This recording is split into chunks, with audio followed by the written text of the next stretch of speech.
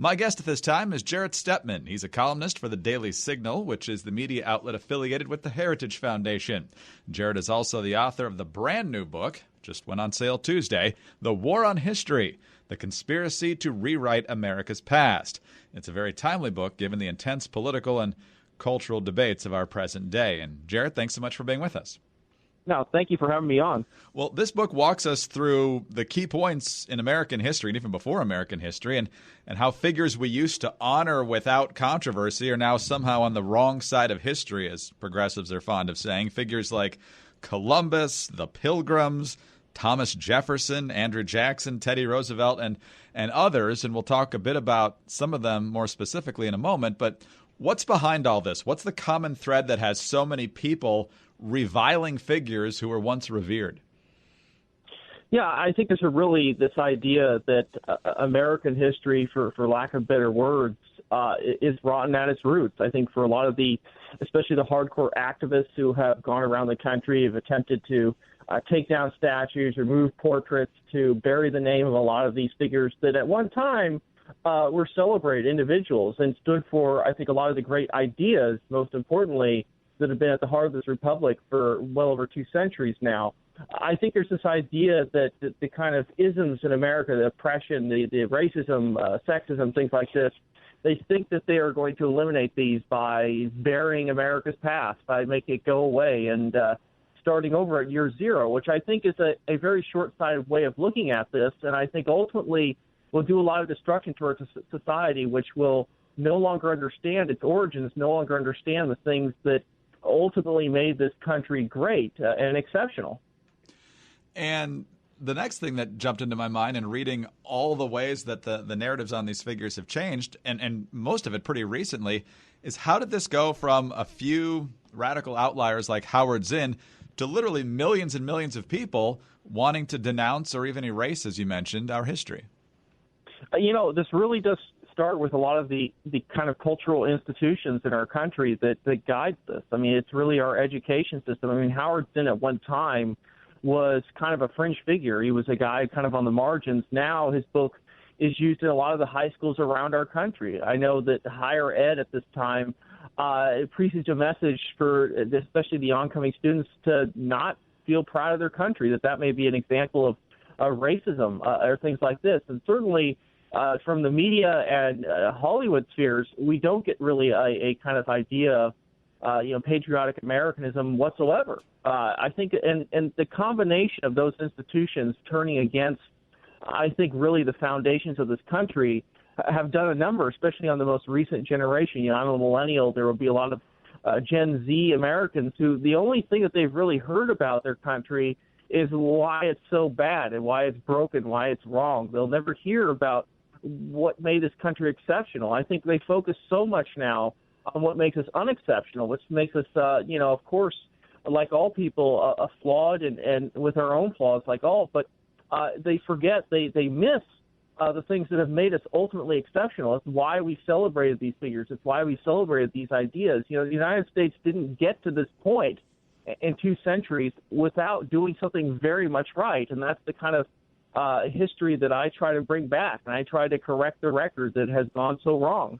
And that's an important part of this. As a history major, I was reading the first chapter on Columbus and the others, and I'm thinking, oh, he's actually going to tell us the whole story, not just how it got distorted. And then I'm thinking, well, of course, he has to tell the story because we don't hear the story anymore. So somebody's got to tell it. So good for you on that front. But what you just said makes me wonder now is this focus on racism and sexism and misogyny and in previous generations and so forth, is that in some ways, maybe not entirely, but in some ways a smokescreen for dismissing the ideas that were so important in building this country? So Columbus, we can throw him out because of his alleged mistreatment of the natives that he came into contact with. Well, the Pilgrims were repressive prudes, so the Christian work ethic and their devotion to their faith can be tossed out the window. And Jefferson held slaves even though he wrote the Declaration, so his ideals of liberty that he expressed can be thrown out too.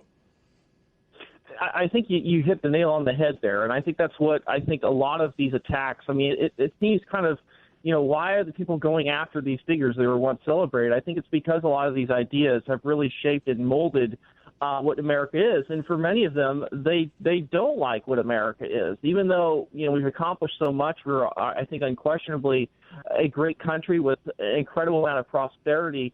I think a lot of people think that America is somehow fundamentally flawed and broken. And they think that by kind of wiping away America's past cultural mores, our institutional mores, things like the Constitution, that they can usher in this kind of brave new world starting over at year zero. I think they really believe this. And I think a lot of these attacks are countered also with a lot of people, especially on the very far left, who wish that America could be a socialist country, or they kind of want their collectivist doctrines to come to America.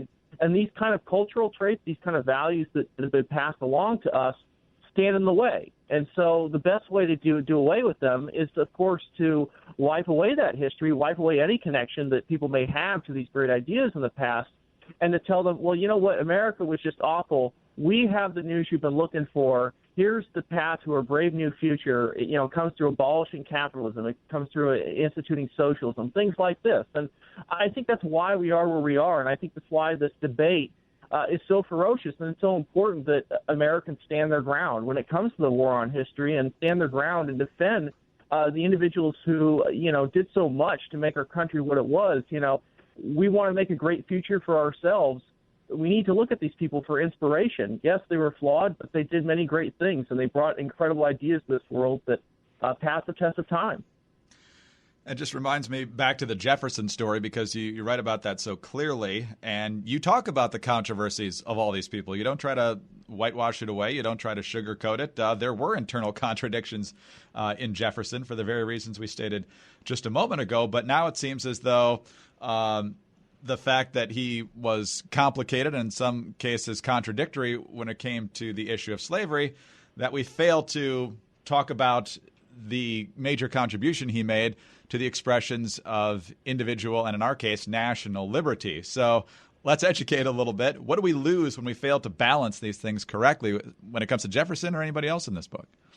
Well, I mean, I just, I ask people, especially those who, are going after his statues today, or saying that, well, Jefferson, had slaves and that's why he's bad. I would say, what standards do you get the idea that slavery is a great evil, that it's something that needs to be purged? Where are you getting that? You're getting that from Thomas Jefferson, a man who was brave enough in a world in which slavery was ubiquitous to actually say and put in our founding document that we hold the truth to be self-evident, that all men are created equal, blowing up the idea that race-based slavery should exist. A man whose ideas contributed to the ultimate destruction of that institution 7 years later. I do wonder, when people think, I myself, of course, have never owned slaves, or I'm not racist. Think about the bravery it took, the intellectual bravery for a man in that era to say what he did, and then add that to our nation's founding document. I mean, that's an incredible thing. That's an exceptional thing. I think that's why, of course, America ended up leading to that point where we purged the institution forever. That's not something that's just, we can look past that. Jefferson. Yes, I think in some cases he didn't go far enough. In some cases he ultimately failed in getting rid of slavery in his own day and personally liberating his own slaves. History can be very complicated that way. But the fundamental ideas that he brought to this world, that he made famous, liberated millions and made this world a far, far better place. And that's ultimately what he should be remembered for, not just now, but as long as there is the United States. And there's excellent history in that chapter as well, because, as you point out, he was a major champion of the Northwest Ordinance, which forbade slavery in states in the upper Great Lakes area, Ohio, Michigan, Indiana, Illinois, that area. And he also, I believe, in the book you mentioned, tried to push for an abolition of slavery by the year 1800, and ultimately it failed by one vote. Yeah, and that's very unfortunate. It's one of those counterfactuals of history. What if that vote had actually succeeded? And Jefferson was for creating as many measures as possible to put the institution on a path to extinction. I think, a generation later, 2 generations later, Abraham Lincoln picked up that cause more directly. But even Abraham Lincoln said to that cause, all credit to Thomas Jefferson. I mean, the Northwest Ordinance in creating those free states in the Northwest was critical to Union victory in the Civil War. If that hadn't happened, I don't know what the end result of that war would have been. We might have been a nation divided. Might have been a nation in which the ideas of slavery would have triumphed. And so a lot of those decisions ended up being very good ones for the future of this country, ones that, in their magnitude are incredible. And to see people today step back and say, well, Jefferson, what a hypocrite. We don't need him anymore. I would say the fact that you live in a free country, a unified country, under the Stars and Stripes, which you have liberty, which you have things like the ideas of freedom of speech, freedom of religion, and today the abolishment of slavery forever. You have people like Thomas Jefferson to thank, whatever his flaws may be and whatever his personal failings. You have those people to thank, and maybe you should be a little more grateful for that instead of trying to erase his name from the history books. And the other thing is all these people expect them to go far counter to their culture, which would have been heroic, and in some cases they did go counter to their culture and they were heroic. But the argument is coming from people who are so entrenched in groupthink that the slightest deviation from what they believe is correct basically gets you banned from their community.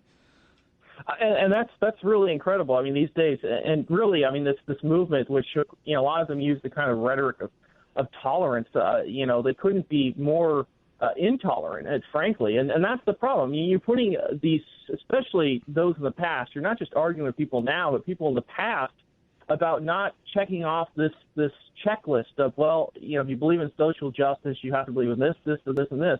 If you put that rubric on people in the past and the debate that they were having in the world that they live in, you're going to have a lot of empty pedestals where we once honored these great individuals. There's just simply nobody who's going to escape that kind of scrutiny, and that's a twisted way of looking at the world, and it really is ultimately utopian. You're going to come to the conclusion that very obviously human beings are imperfect. They're never going to uphold a perfect standard, even though for many of these people, their standards are ever evolving and changing over time. I mean, almost year, minute to minute at this point. Can we actually have heroes in society? Can we actually believe in some things that are better than others? I think the road that leads on is to destruction. It leads to violence. It will lead up to a crack-up of this republic that has endured for 2 centuries, I think, remarkably. Jarrett Stepman is a columnist for the Daily Signal. His new book is The War on History, The Conspiracy to Rewrite America's Past. Look for part 2 of our conversation right here at this same site.